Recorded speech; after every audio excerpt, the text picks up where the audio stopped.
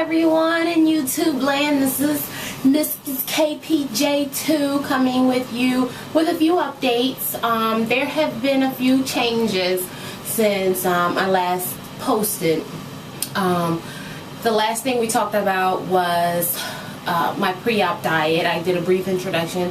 We talked a little bit about my pre-op diet. I posted a few after pictures from my lap band and some now pictures, and kind of voiced a little bit of my frustration through that slideshow. But the last thing that we talked about was my frustration with the 2-week pre-op full clear liquid diets, with the exception of decaf coffee.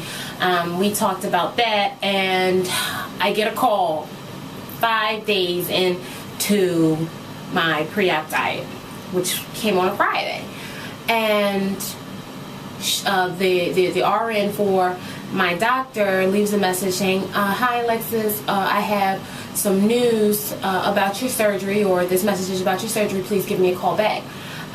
She didn't have my phone number, so she left that on my husband's voicemail, so she really wasn't specific.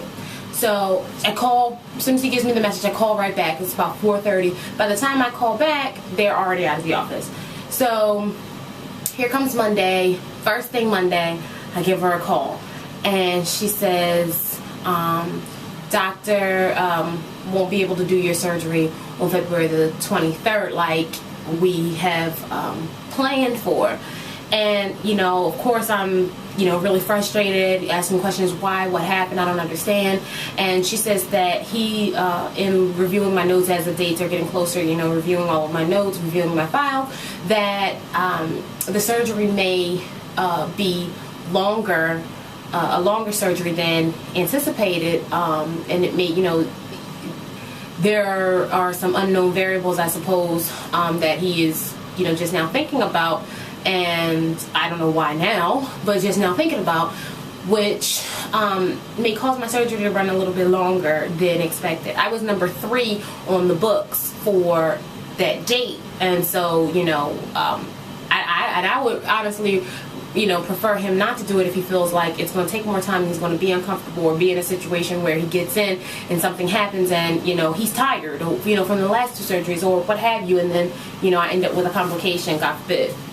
So I really believe it came from that night before, that Monday, or the night before I got the call, the original call. I had prayed for my surgery, and I said, "God, I'm a little bit anxious, I'm a little nervous, and blood clots and slippages, I mean just everything, or leaks, just everything." And so I prayed hard, and then that news came. So to me, I feel like it was maybe just God's will, and so I'm thankful for that. So thank you, Jesus, because I'm eating now again, and eating is so different now. I think that during that time period my stomach did shrink a little bit, and so I wasn't eating. I was prepared to get down for real, and I couldn't even do that. I got full really, really fast. So and of course I still have my band on, but it's not filled,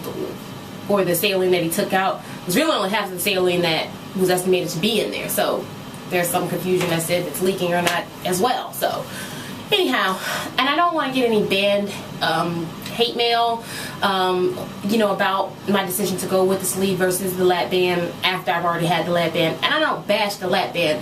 The lap band did a lot for me. I lost 80 pounds and was able to maintain it for that short period of time.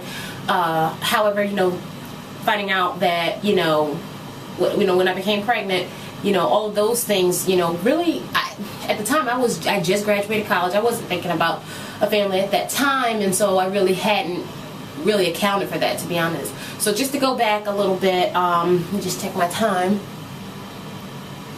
Okay, going back just a little bit,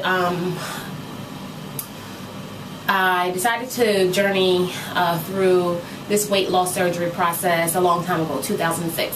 I lived, or originally from South Jersey, and I was on a flight from North Carolina, which was where I was going to school at the time, back home.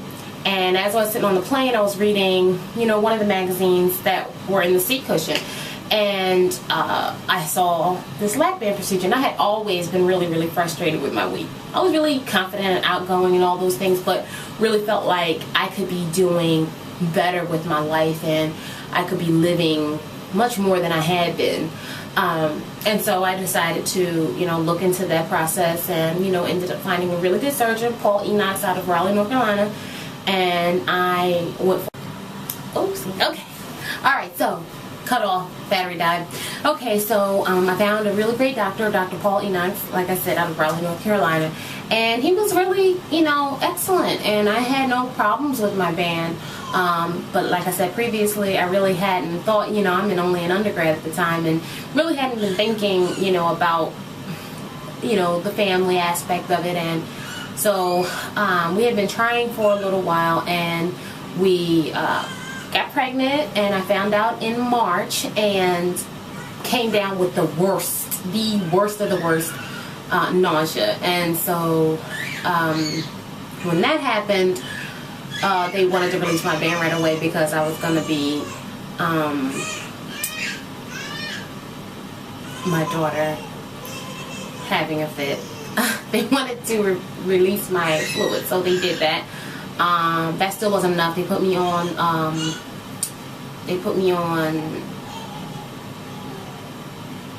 I can't even think of the name right now, but basically what cancer patients are taking when they have really bad nausea from their chemo. So after a long pregnancy, or the average pregnancy, they wanted me to wait about 6 or so weeks before I could have my fill again. So I got a fill, and it just, nothing was really working with me. And come to find out, long story short, by my new doctor, that that there's possibly a leak, and that there is has been a shift in the band. So I believe that came from, because I'm very petite and very short, I'm only 5'2", and I believe that the baby maybe kicked it out of place. I don't really know exactly, but I'm just assuming that this is what's happened, since it's been a shift since there wasn't one before. So anyhow, I'm going to give you a few numbers. Like I told you previously, when I went on the table, I was 235, or somewhere around that, 233, something like that, and got all the way down to 149. That was my lowest weight. However, when I was 149, I was sick, and by sick I mean my band somehow, my body adjusted, or my band adjusted, whatever, and I wasn't able to keep down any foods, and it got really, really bad. Like, I had dysphagia where my or echolalia, where my esophagus was agape, and so I would eat and then go to bed and then end up choking in my sleep. So that was really a bad time. But I would say on average, where I really stayed at a solid weight was 165. When I had Olivia in December of 2009, I was at 233 again. Somehow got right back to that number, and only have been able to get down as low as 209. And even then, that was still a fluctuation. And so right now, I'm currently 219. And when I started my liquid diet, I was 224. And by day 5, I had gotten down to 216. So I had lost 8 pounds in just 5 days, which is really great, a nice head start. And I was just really upset that she called me on a Friday. I had to sit at a get-together with a few friends of mine, or another, few sets of other couples, and watch them eat pizza and wings and soda and liquor, and I had to watch that and suffer through it, drinking water and coffee. So anyhow, it all worked out, and I'm really in a good place right now. I'm really I'm a little anxious. Is anybody else anxious? Like, please, comment, let me know. For some reason, my thing is blood clots, and it just really worry me, and I'm really active, so I don't have a problem. I have a young daughter, so I really have no choice but to be active when my husband's at the office. So I really believe that I'll be able to be active, and hopefully I'll be getting those shots, that the blood thinners and all that kind of stuff. So I just and my husband tells me I'm kind of a control freak, and so that also scares me, as me being out of control. Like, even when I had my C-section and they gave me, the epidural, I hated being out of control and not being able to, move and do as I please. And so me going under, when I went under the first time, was surreal, because, and I was really anxious right before he put the IV, right before he actually put the medicine on the IV. And, because it's just like, okay, you're there 1 minute, you're out. You never know this all happens. As far as you're concerned, it's like this, and next thing you know, you've had this major surgery done. And so, it's me being out of control. It's just this thing with me. So, but I'm really, really grateful for the opportunity. This is my second chance. So I really have to put my all into it, and I'm choosing a procedure that I know is really for the long haul and is really going to give me the results that I'm looking for. And I thank you all for your support. Thank you all that have subscribed and become my friends on this channel. I really appreciate it, and I look forward to your comments every day, and those words of encouragement. Thank you so much. It's just nice to have that support, and my love.